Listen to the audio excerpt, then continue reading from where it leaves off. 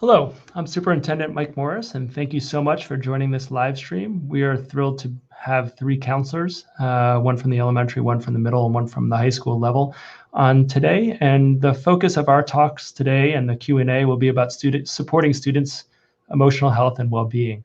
We know this is a particularly difficult time for many of our students and families, both in terms of the kind of fears that are out there in terms of the virus, but also due to the fact that the school closure and the extent of that school closure, particularly with the news this week that it'll last for the rest of this academic year. And so we have three great people on to help talk with us about it. And so each of them are going to spend, between 3 and 5 minutes describing some common challenges students are facing and some thoughts of how families can support their children. And then the last 20 minutes or so will be Q&A. So you may see that there's a question and answer. There's a question or chat feature on this. Certainly can use it sooner, but I think it'd be better to wait a little later, and we'll be opening it up for more ongoing dialogue and support. But our first person we're going to have on is Summit Academy counselor Jamie Knox.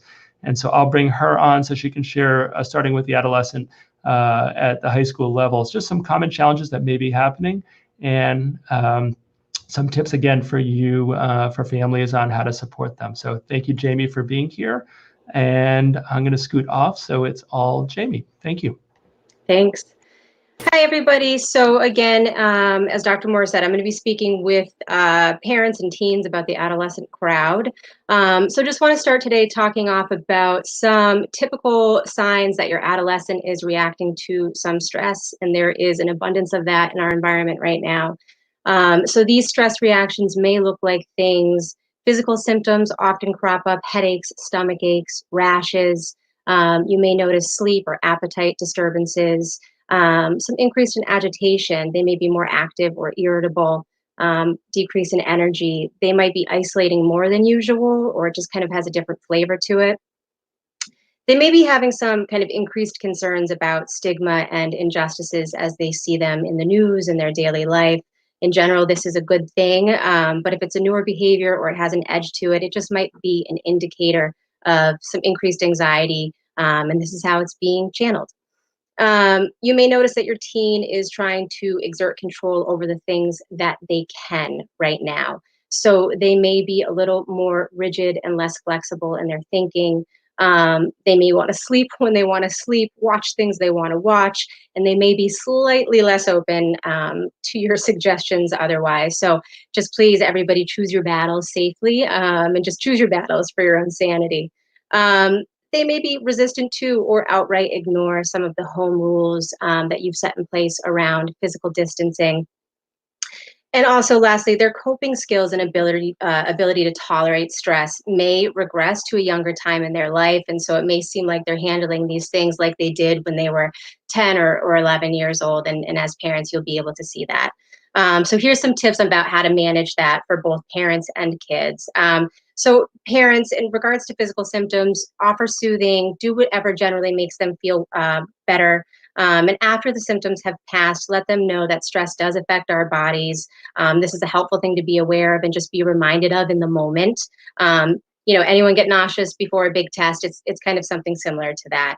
For parents and for all, take care of yourselves first and foremost. The two analogies that come to mind, when you're on the plane and the flight attendant is saying, in case of an emergency, put your own oxygen mask on first. And also in the more challenging moments, that it does take two to tango. So what I'd recommend is just trying to spend a little bit of time thinking about your own triggers to stress and how you generally respond to stress, as well as your teens' triggers and responses. Guys, there is an abundance of stressors in our environment right now. And so in this case, an ounce of prevention and thinking about these things is really worth a pound of cure. General examples of triggers: changes in routine, lack of alone time. We're all kind of on top of one another right now in our homes, not eating well, having to manage working from home and co-parenting. And there's just so much out there. So remember that when we are stressed, we are far less effective communicators. So if your teen is telling you, or you sense that they are stressed or scared or upset, don't minimize or avoid their concerns. This can sound things like, it's going to be fine, stop worrying, everything's going to be okay. Instead, listen with interest and let them know that you hear them, that it's okay to feel scared and worried. Help them just sit with those feelings. Share too with words appropriate to their age. If you also feel stressed or uneasy in this way, you're teaching your child that it's possible to feel really uncomfortable and awful and not fall apart under the weight of those feelings. You're teaching them how to tolerate stress. If you do fall apart and you have a less than stellar parenting moment, congratulations, you're human. And if you don't, please in the comments tell me your secret. The trick with this is just to acknowledge and talk about, without getting into too much depth, if we've made a misstep, and let your teen know that sometimes we break down and that's okay. If you've yelled or had a difficult time, apologize, own it, acknowledge it. This is known as a repair attempt. And please remember to have compassion for yourself. And do know that the most healing part of any relationship is when we've made a misstep and we make an attempt to repair it. Lastly, just kind of give your teen the benefit of the doubt if they're having a really hard time or if they've made a mistake. They will. It's predictable. It's age appropriate. Approach them when you're calm, especially if there's a conflict afoot, and be really ready to hear what they have to say. Be curious and listen and ask questions to help better understand their point of view, and this keeps the conversation open. And in general, we all benefit from routines. Try to create them, stick to them, and most importantly right now, let yourself and your kids off the hook when you stray from those well-intentioned routines. I'd like to hear my other colleagues as well, so thank you, and I look forward to the questions. Thank you so much, Jamie, for that insightful piece and thinking about the oldest students in our district. And we're going to work our way down. So the next up is going to be Hector Santos, who's a counselor at our regional middle school, talking about the pre-adolescent and middle adolescent student. And I think there's going to be overlaps between what you hear from all three counselors, but there are unique parts just developmentally of where students are and how they're processing this information. So I'm going to get Hector on the line. Yeah, good afternoon. Yes, good afternoon. My name is Hector Santos, and I'm the adjustment counselor for the Amherst Middle School. And I recommend supporting children wellness at home through the 3Cs, call it the 3Cs. And the first one is communication. For our middle students, just to talking to someone significant about the negative feelings can be very helpful. So parents should set aside a check-in time during the afternoon, especially like at 7 p.m., to ask your child about the day in general. You could ask questions like, how do you feel? If there's anything new you learned today about this crisis, and so on. And I think that you should use what we call active listening, which is like be attentive, nodding with your head, convey that you listen attentively to what they have to say, no interruptions. So supervise what your child is watching on the media. As you know, there's a lot of competition for the last news on the media. So you should tell your children that not all the information on the internet is accurate, and that he should consult with you if there's any questions about any information that he heard on the news. And always communicate positive information. Say positive statements. This is temporary. Our best days are ahead of us, and this should pass soon. So the second strategies that we can use is consistency. And on these difficult changing times, and with the schools closed, this is, I think, one of the biggest challenges for all of us. It is important to create rules and routines. Yeah, parents should create a schedule with the student input, because as you know, this is part of the developmental stage that they usually goes against everything that we say to them. So it's important that they have an input on when you create the schedule, because he's going to be more likely to follow through. So the schedule may include time to study, time to play outside, physical activity, and even time to play video games. So don't forget time to interact with friends and family, because as you know, friends are the most important thing for the middle school. And also, important element on the schedule is that needs to be implemented with fidelity. So don't forget it once you create a schedule to follow through faithfully. Last one is the control, and control in the form of a self-care plan. I think that it's important to be proactive rather than reactive. In school, we call it prevention versus intervention. So we should create a plan. You should create a plan with your children in case of an emotional reaction. This is going to give your child a sense of control in case of any given unexpected situation. For example, you could discuss what do you do when you're feeling overwhelmed, when you're feeling anxious, what things help to decrease your anxiety. It could be things like deep breathing, go for a walk, or even listen to music.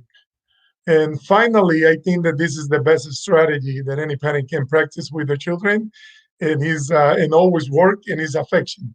I think that we should hug our children many times during the day and let them know how much we love them. Thank you. Thank you so much, Hector. And as I have a child just entering that phase of life, it's ringing true to me. And I have another child who's going to be, I'm looking forward to the advice of our next speaker, which is Tara Luce, who's going to talk more about the elementary age student developmentally and what they may be experiencing and some tips from them. So I'll get Tara on here. Thank you, Tara, and welcome. Thank you. Hi, everyone. It was so great to hear my colleagues speak. They had really important and relevant things to say. I wanted to start by just acknowledging that, our families across the district are really experiencing a broad spectrum of challenges. And they have really we all have a wide array of different resources to meet them. And so we definitely think about, as counselors, those basic needs being met are so important. So if you as a family are having any challenge with basic food needs, that kind of thing, please reach out to your counselor. Please reach out to our family center, because that platform allows us to be able to start thinking about the emotional needs of our families. I also want to say that I've been just working so often in meetings with colleagues. I've been on the phone with parents. I am a parent. So I really see both how hard our teachers are working and how hard our families are working, and how really challenging this all is. I will tell you, from the perspective of having an 11-year-old and a spouse who's working full-time from home, we're lucky enough to have our jobs. And at this point, I think my kid is feral. And so just coming to that perspective of it's so hard to be balancing, all right, I have 3 minutes right now that I can attend to you with. And so I really am thinking about how to bring intention and real focus in the times I'm with her. I know my kid, you all know your kids. And so really thinking, here's the time I have to really listen to them, to pay attention, and really bringing my full focus to them, to her when I have those moments, because she responds to that. I think the other thing is, so I've got my kid who's sort of like tipping towards teenage years. And so I'm also really paying attention to those moments when she's really honestly available to me, and trying to jump in at those moments. I think what I've noticed for the families I've spoken to and for my own child is there are really big moments of temper tantrums or shutdowns. There are times when the sort of surly sarcasm is on the rise. And I think, it's easy to react to that.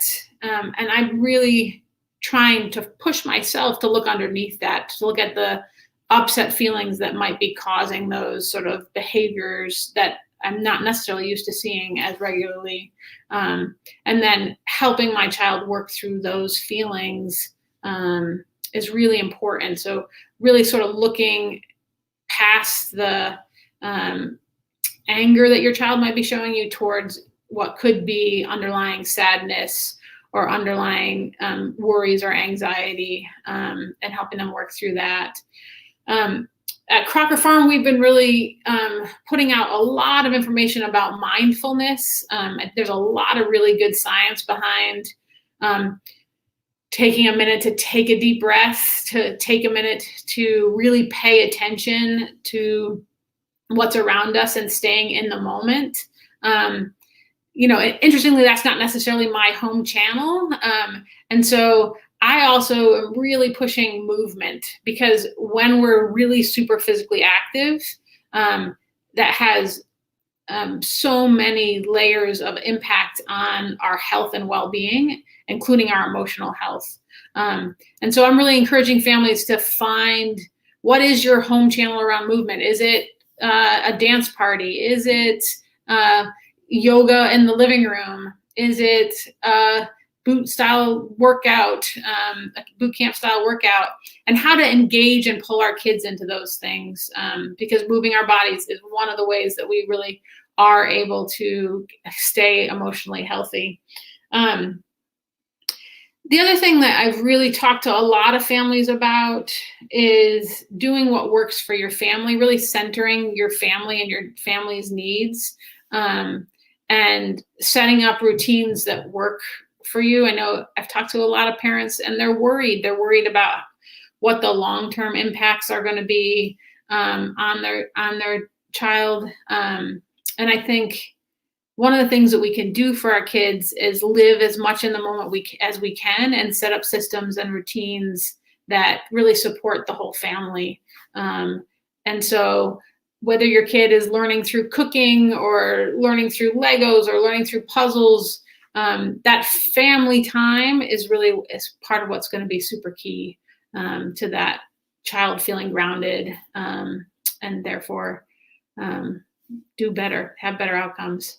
I'm really looking forward to answering some questions. Thank you so much for listening. Thank you, Tara. So at this point, we're going to get our whole team on here so that everyone can see them. See if I can actively. Oh, there we go. And so we really, I want to start by thanking the three of you.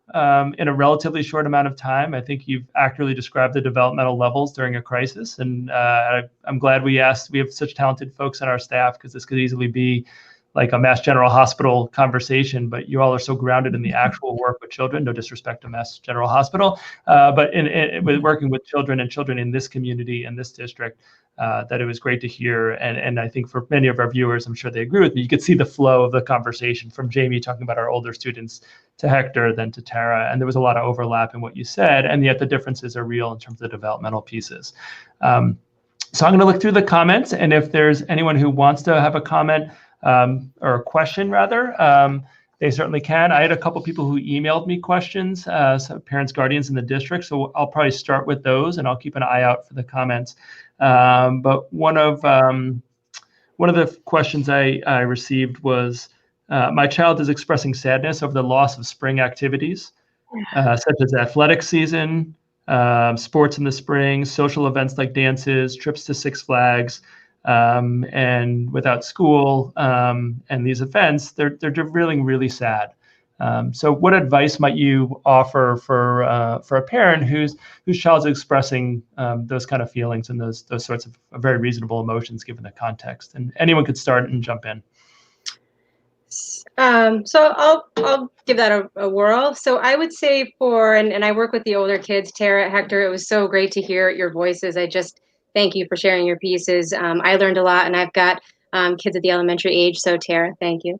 So when I think about, kids having to process through information coming at them, the unknown of the kind of what's going to be happening in the weeks and months ahead, validation, which I spoke to a little bit, is just a really key part of kind of listening and helping your adolescent and child process some painful stuff. And so what validation is kind of listening with your whole heart, not rushing to problem solve.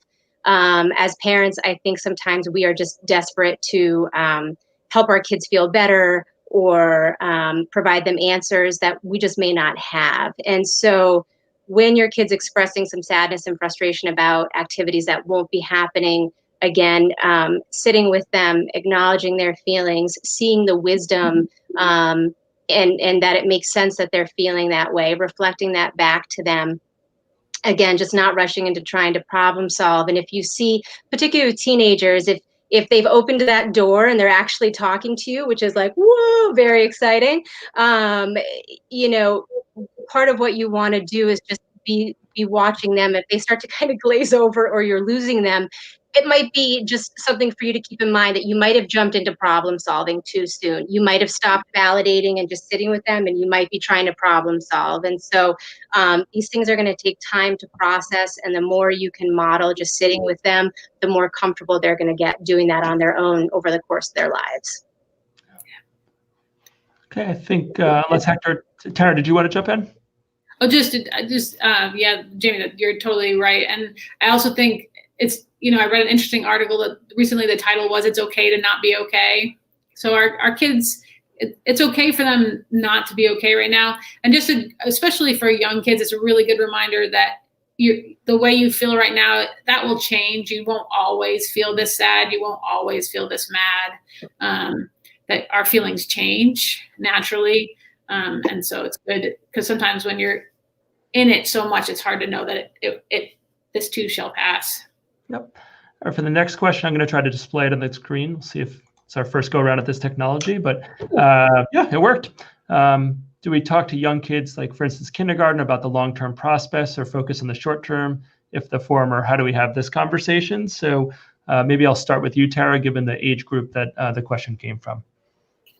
Yeah, for sure, I would focus for kindergartners on the short term. The developmentally, they don't have the same sense of permanence in time that we do as of yet, and it will be enough to focus on the short term. I think listening to our kids. I think there's been a lot of talk today about really listening. So if they have a long-term question, I would answer it, but I would answer it in a short and succinct way, because I think living for the moment and living in the now is very kindergarten age way, first of all, and it also, living in the now is very a mindful way of living. The living too far out in the future sort of breeds that anxiety. Thank you. The next question I'm going to bring up talks about a certain age group, but I will say that I'm hearing it from every age group in our district. And it's about being a child being concerned about not being ready for fourth grade. And I'm hearing that from families and children across the age level span, including 11th graders who are concerned about what does it mean for 12th grade courses, and can I still take this math class, all the way down to the youngest students. So Jamie, do you mind starting us on this one, and then maybe we could have all three respond, because I think the concern is acute across. It may feel different and be expressed differently, but it is something we're hearing from families and students across the bands. Yeah, sure. So there's kind of, there's many different interventions with this one. And so a couple of thoughts would be, number one, I think we are, as a society, so focused on being productive and getting things done and having to be ready that this is a time where we're all being kind of forced to slow down. And what that does mean is we are missing some time in learning.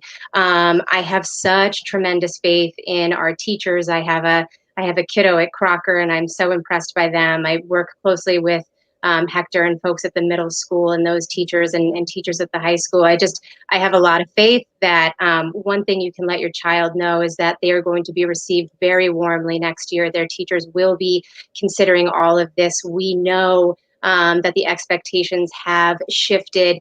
And so that might be the answer to that piece. And then the underlying is that there's some anxiety in there, right? And so there's some anxiety about not doing enough, not being prepared enough. And so to Tara's point earlier about being intentional, finding strategies to help your kiddos cope with anxiety, using mindfulness and other pieces.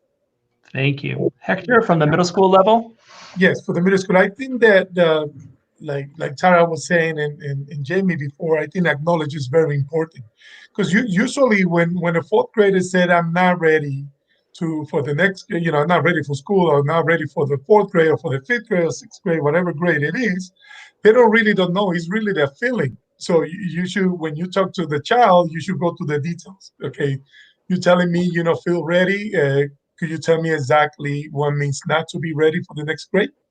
And then when they start talking about the details, then that's when you're doing the work, because I'm pretty sure it's like 80% probabilities that they won't give you any details. It's only a feeling. They won't say, oh no, I need this, I need more multiplication, or I need to know geometry before go to the next level. So I think that if you go to the details, I think the person, the child is going to convince himself or herself that is really a feeling, and it really doesn't have any reason not to feel that it's not ready for the next grade level. Thank you. Tara? Yeah, I interrupted my daughter talking to a friend today about not being ready for 7th grade and not all the things that they anticipated were going to happen this spring that were going to help them get ready for 7th grade. And she said I used my counselor voice, but I did interrupt and say, there are a lot of really smart people at the district, at like directors and principals and teachers and psychologists, and all already trying to think like, how can we vision next year and how can we make it good and right? So just reassuring your child that there are a lot of people who are already starting to look at this question and make this the softest landing that kids can have. Yeah. I'm going to step out of my facilitator role and actually jump in on Tara's point. There is that something that you'll see in a newsletter that's coming out today, or our weekly one, is that we want students and families to realize that the beginning of the school year next year is not going to look like a typical beginning of the school year. That our staff are highly cognizant, both academically as well as socially, that our kids are going to come in a different place. They haven't been in the same building with their peers in they won't have been in their buildings with peers for 5 months. The adults haven't been together for 5 months, and that's its own challenge because we're all, as human beings, we're used to that social connections that are occurring much like we are in a virtual context right now.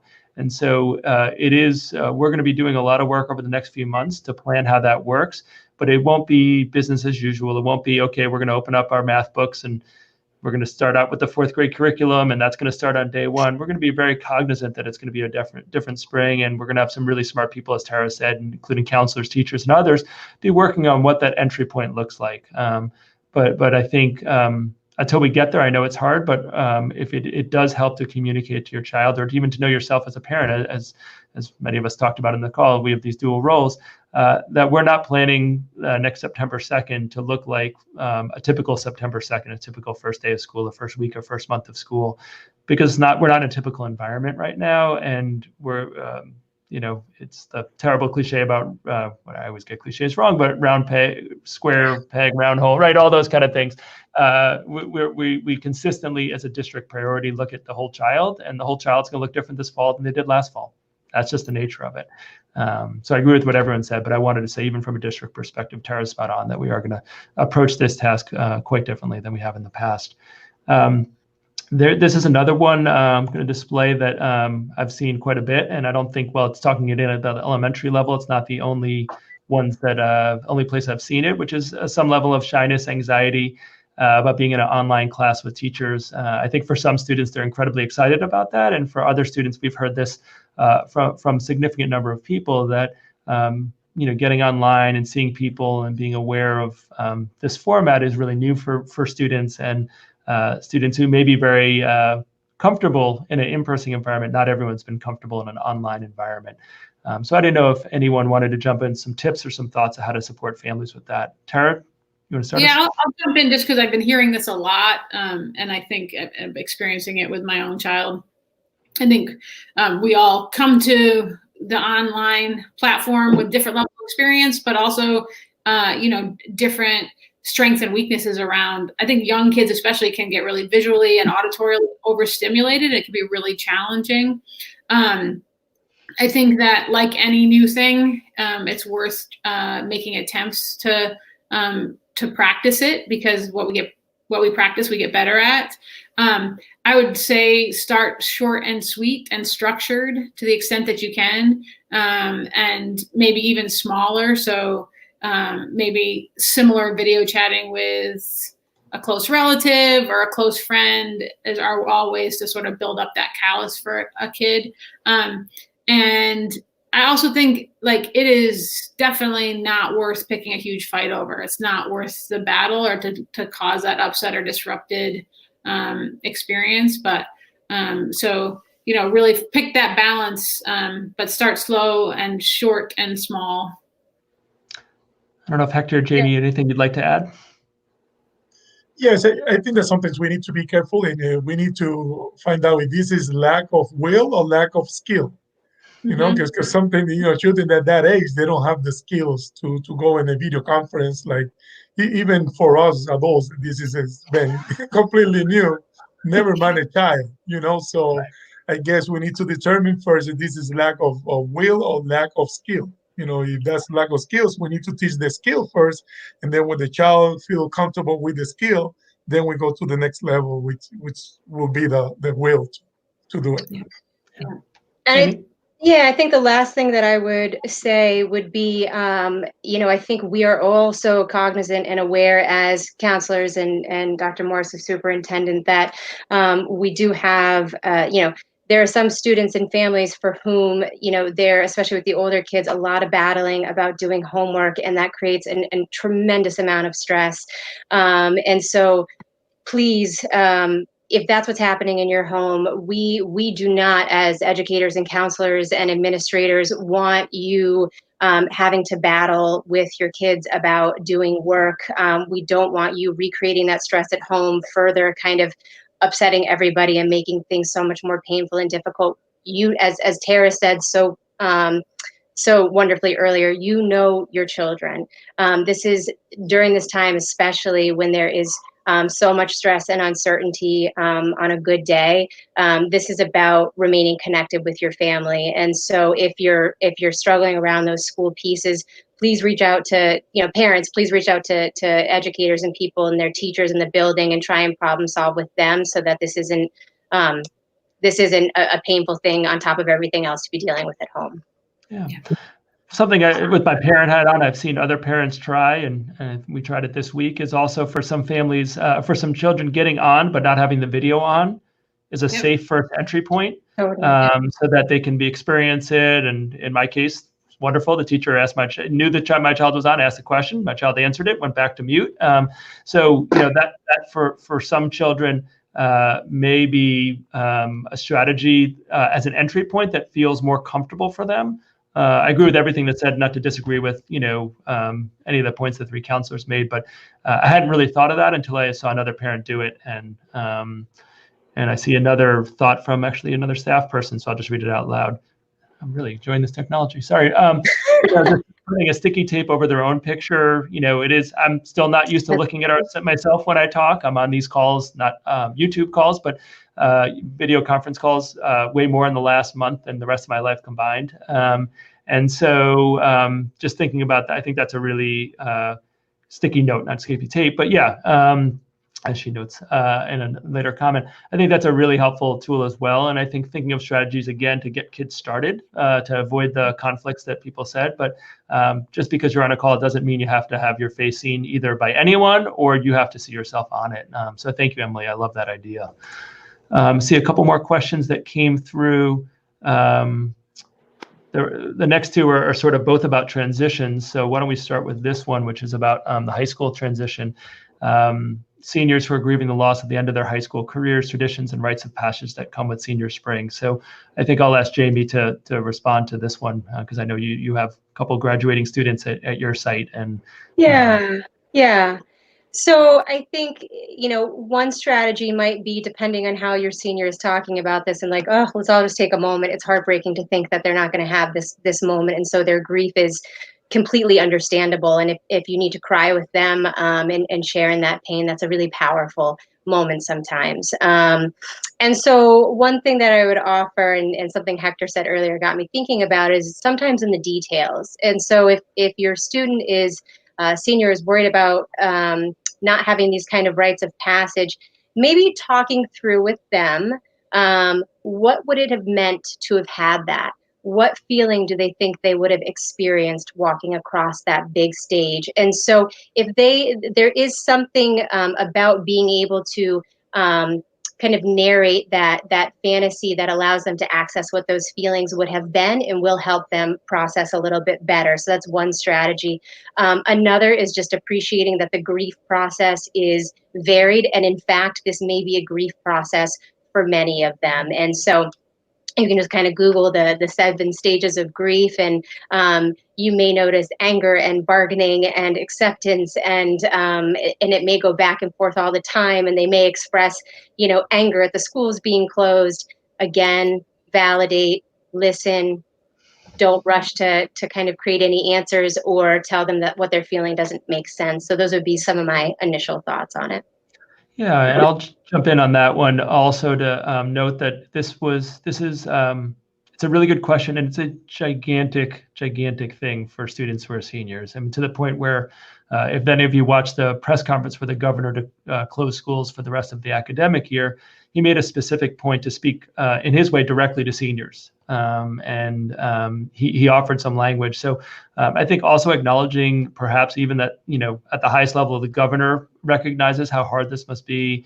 I know at our high school, there were surveys that went out to students and families about end of year activities, and that the intent was that not just to gather feedback and have students be involved in decision making, that was certainly true, but also to give them some ownership. And so I think if there are similar things that they can have, any feedback for the schools, we're really open to hearing that. We want to make decisions that give students that feeling, that agency, that even in this situation, they have some sense of control and some sense of how graduation and what will happen to some of those end of year activities. And we've gotten some fantastic ideas from students. So thank you, and from families. So thank you for participating. But, it is, my heart goes out to them. It really is a rite of passage. And I think transitioning to a similar, or not similar, but I think maybe some similar, because some of that senior piece is the loss of the end of year activities. Some of it's the normal anxiety that happens when high school students graduate. It's all wrapped together, and it's really hard to untangle. But this question is looking at a 6th grader worried about a jump to middle school and not being prepared. So I think I'll have Hector start, and maybe Tara jump in also. Yes, I think. Yes, like I said before, I think that one of the good questions for that is asking, why you mean not being prepared? Why you need to be prepared for middle school, and then go to the details. So that way you're gonna see better what he really meant by not being prepared for middle school. So I think that will be just to start, with in the conversation. And as the students give you the details, you're going to have a better picture of how to answer. He will say something like, no, I'm not, I don't think that I'm not being prepared. I'm not mature enough. And whatever they say, you're going to have a better picture to answer any questions that they may have. And also, it would be also good, like, do a visit before go to 6th grade, before go to middle school, do a school visit. Is that possible? So I think that's one of the strategies. Yeah. Tara? My 6th graders definitely feeling this. And I spoke to that a little bit before. And it's similar to answering the question of the 4th grade parent. I think we're gonna figure this out together, and that your 6th graders should know that the vast majority of 6th graders feel this way, and we're going to be figuring it out together and make the landing as soft as possible. Plus, I'm just going to call Hector up and be like, Hector, take care of my kid. You can do that too. Yep. And we're nearing the end of our time. I'm just going to respond to a couple other comments. So there's a question about the parameters for online interactions with virtual outreach to students. And I can answer that one, which is there's a wide berth for teachers to make the best decisions that they have for the students that they have. And it's a hard decision to make, because we heard from people whose students, in terms of being online live calls, are not participating. And so there's sensitivity around that. There's also sensitivity that many families have parents who are working in the home. So being online at a specific time isn't available or isn't possible for many families who don't want their children online without them being in the room. So, I think what we've said is that to staff members is try to make the best decisions. We have a survey going out today to gather feedback both on that, and I know there's another comment about being challenged. And what I would say is educators spent their whole careers preparing for something, and this isn't it, right? This is not what people have went to school for. And I think our staff have done a fantastic job in 5 weeks trying to transition from what we know as school to something very different to what we know as school, understanding that there was technological differences, emotional differences, and how people were processing this. And the fact, and you've heard a couple of people mention it, that many of our staff members have their own children at home, which sometimes in my life, I will say, happens to sometimes get in the way of me doing what I want to do at a certain moment in time. And so we're putting out that survey so we gather feedback so we can understand how staff members are experiencing distance learning, how families are experiencing distance learning, and we'll share that feedback so we can continually improve this process over the rest of the spring, now that we know it's lasting all spring. And so I see a couple comments, but I think the big thing I say on that front, on the academic front, is please share that feedback with us. We're open to it, and we want to hear it. And I'm interested in hearing both the staff and the parent feedback, and how do we match those as we move forward.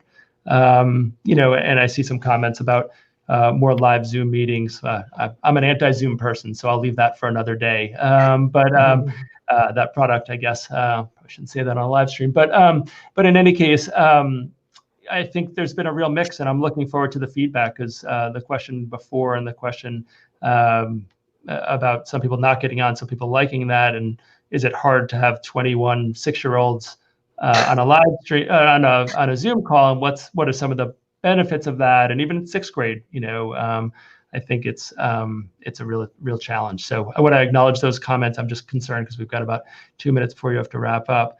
But there was a comment, I'm not going to display it on the screen, but just a sixth grader who's been crying each night about how much she misses her teacher and won't get back to her again. And so I just wondered if, from a counseling point of view, what advice you'd give that parent. I think we've just spoken to it a bit, but just the acknowledging the sadness, acknowledging that it's a real loss. Look up the stages of grief, because it will go back and forth. And the self-care, there's mindful apps that you can download, and you and your child could listen together for a few minutes to a mindful app before going to sleep, and just sort of start disrupting that pattern a little bit, because it's good to feel the sadness, and we're such conditionable creatures. It's easy to see bedtime all of a sudden as the cry time, which can be good.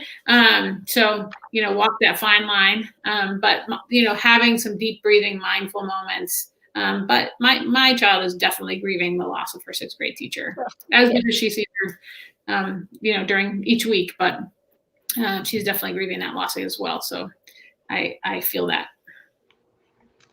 Any other thoughts from Hector or Jamie about, even though that may be an elementary question, I know the same thing's true. It may manifest itself differently at the secondary level, but that structure, consistency, and kind of connection and relationship, I should say, with teachers at the secondary level.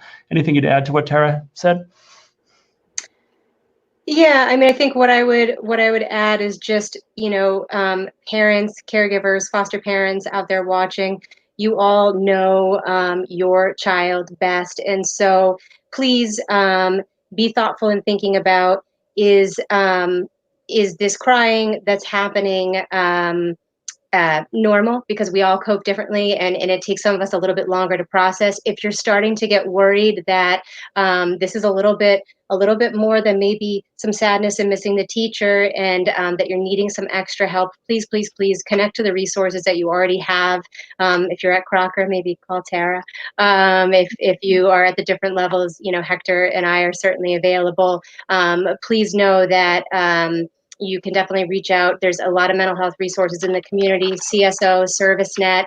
If you want to speak to their intake workers about what's going on. It's been my experience as I've transitioned over to kind of telehealth with all of my students doing individual sessions that the online format isn't as awkward or uncomfortable as I thought it might be. So please don't hesitate to reach out and try and kind of expand your circle a little bit if you notice that your child's reactions are getting a little bit more intractable and you're having a harder time figuring out how to help them.